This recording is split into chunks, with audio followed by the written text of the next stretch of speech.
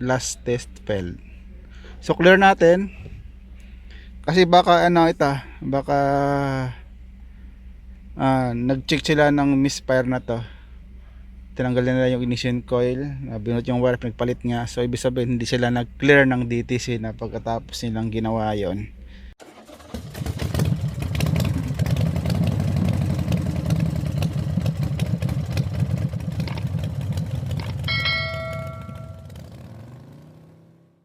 Hello guys, welcome sa King Auto Electrics, Bali GMC pickup to, 2018. So ang issue nitong unit na to, engine light saka traction light, saka namamalag yung makina, nanginginig yung magana na. Pero yung RPM niya steady naman, yung RPM, pero may konting galaw yung RPM. Yan, ramdam yung sa katawan o sa manibela, ramdam yung nangangatal. Ayan niya, pag dandahan mo apak ang accelerator, ramdam mo yung yung panginginig. So ngayon ating babasahan.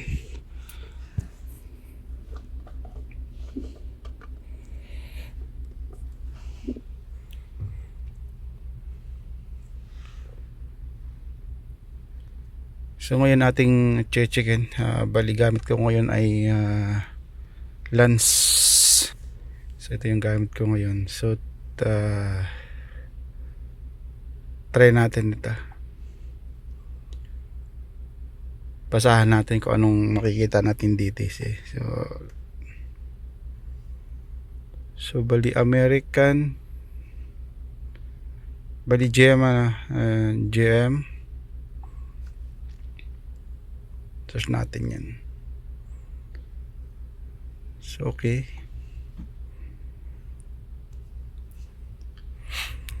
check natin kung anong DTC nito.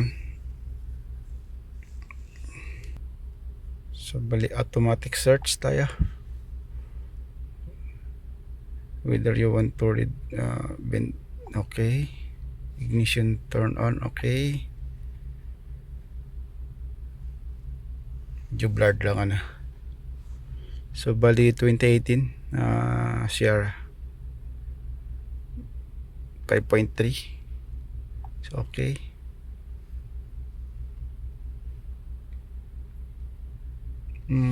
sa tayo, engine control module.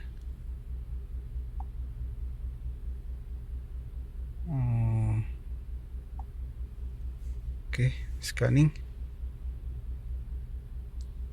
So meron siyang P0300 engine misfire detected, P0354 ignition coil number 4 circuit. May problema. So back natin.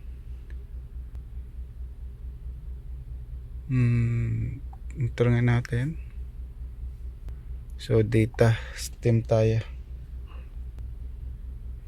Cylinder 1, cylinder 2, 3,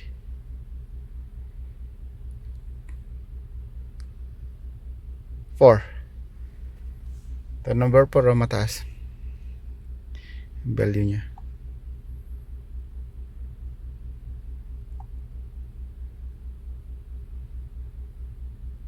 Wala, nangangapa pa ako rito. Paano paggamit nito?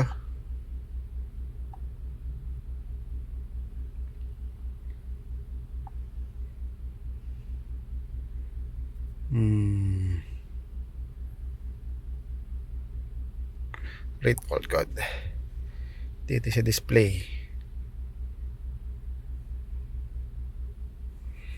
Yan, ignition coil number 4. So yun ang chicken natin, yun ang bubuksan ko ngayon. Chicken ko yung wire, baka wiring issue to. Number 4 na to. So yan no, malakas yung palag ng makina. So bali may nakapag-check na rin dito. Ito yung number 4. Kasi doon sa kabila ay 1357. Bali dito saka Ito pag nakarap pa sa makina na left side, dito yung bank to, okay, 2468. So number 4, ignition coil number 4. So ito yung number 4 na to. Baka may putol. Tingnan natin kung magbabago yung andar. May gumawa na rin kasi may mga bakas na ng, may bakat na nung kamay.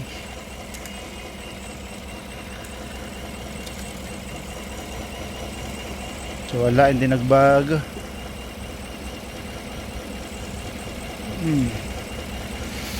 So patay ko yung makina tapos checkin ko lang itong wire isa-isa.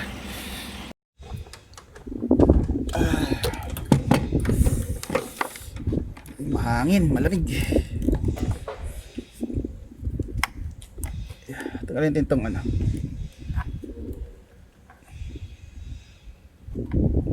ignition coil wire.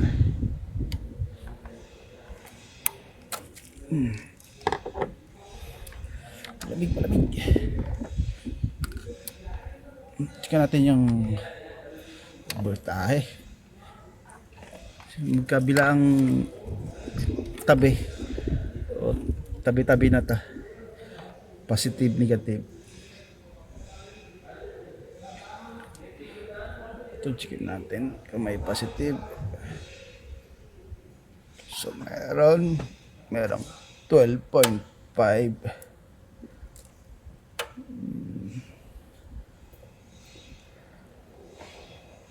Yung kasunod, tingnan natin, 3.5 millivolts, 4.7 millivolts. Wala tayong makuha dyan. So ohms tayo, 7.4 ohms,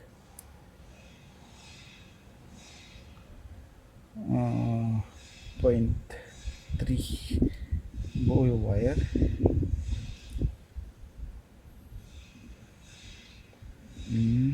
Sabihin may sign ng battery doon, ibig sabihin may 12.6. nakuha tayong 12.6. mahangin lang, maririnig sa ano yung hangin. So 12.6.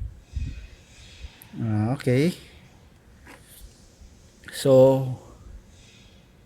buo yung wire.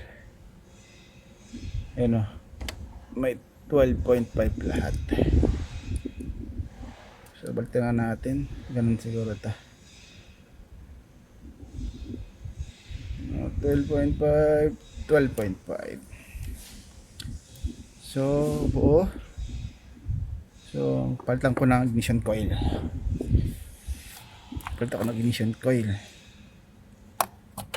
Kasing ko muna yan. Parang ginawa na rin pala nila itong pinagpalit ng ignition coil. May ignition coil dyan sa pre, bago. Nagawa na rin na pinagpalit kasi may marking tanggalan ng high tension wire. Pero gagawin ko pa rin. Papalitin ko pa rin.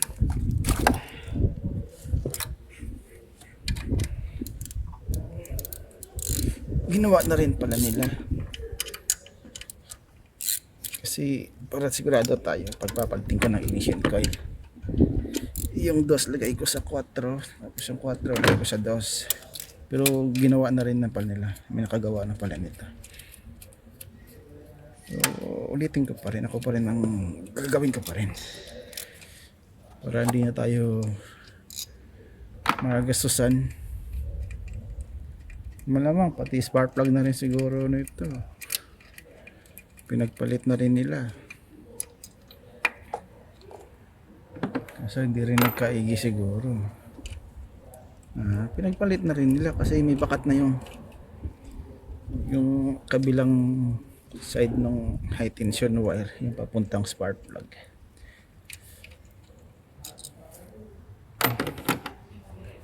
Meron na ring bakat. May mga bakas na rin. So kaya subukan ko rin papalitin.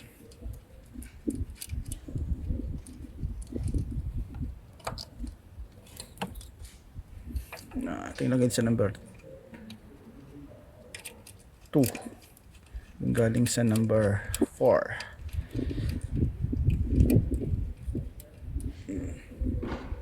Tapos yung number 4 ay number 2. Talaga siya number 4.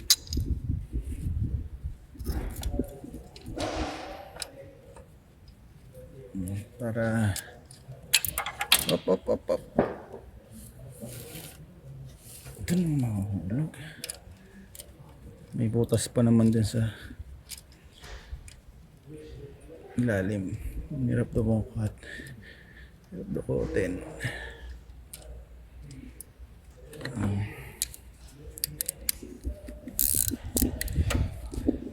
Kami rito yung kumbaga tapunan ang mga ginagawa nila doon sa location na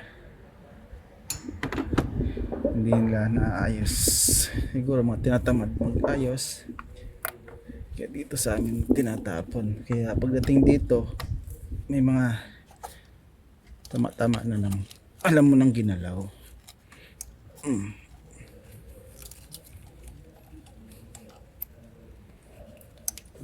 Pero buwan ko muna tong chicken nitong isa.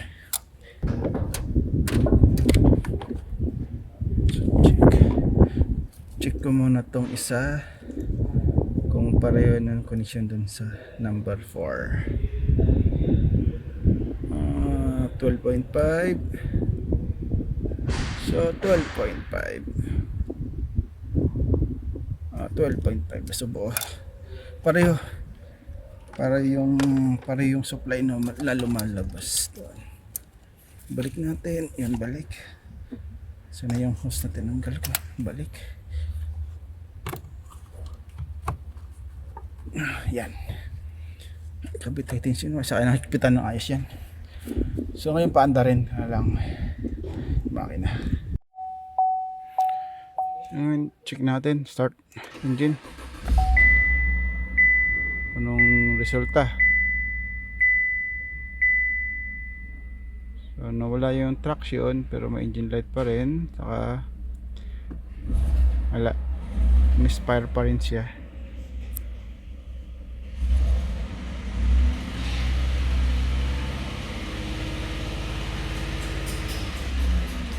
Misfire pa rin.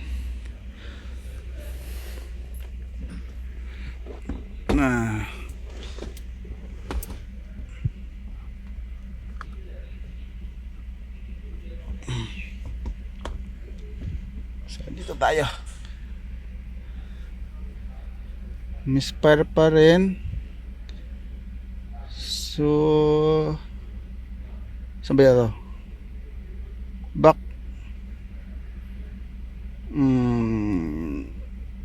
Dito display.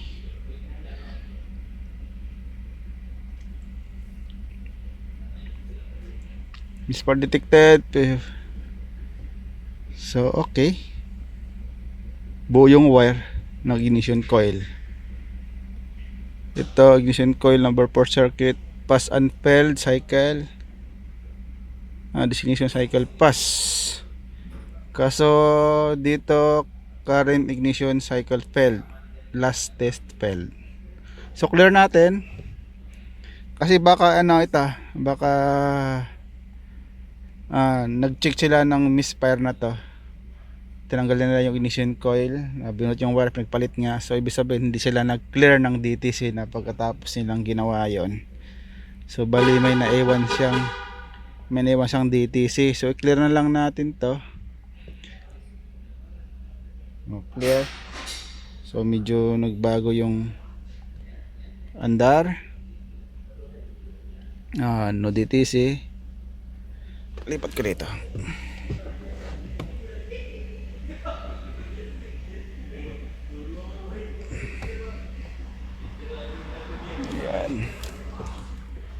So biglang nagbago yung andar, nawala yung engine light.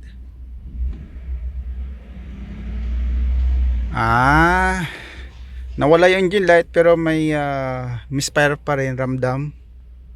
So dito display. Wala na.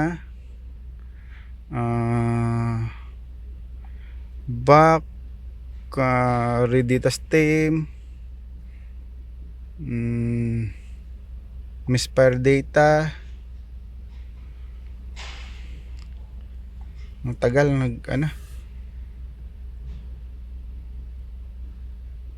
misfire data.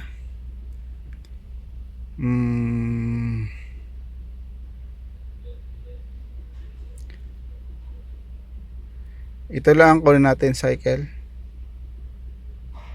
Misfire counter number 3, current. Sa current tayo. Number 3, number 4, number 2. Subukan natin yan. 5, 6, 7, 8, saka yung 1. Okay? Para madali natin makita. So value, wala to. Number 4 pa rin ang may problema. Yan na. So iba, wala sa electrical ang problema, sa mechanical. Kasi itong narinig ko rito, pag tinaas ko yung RPM, may marinig akong manggaspang na tunog.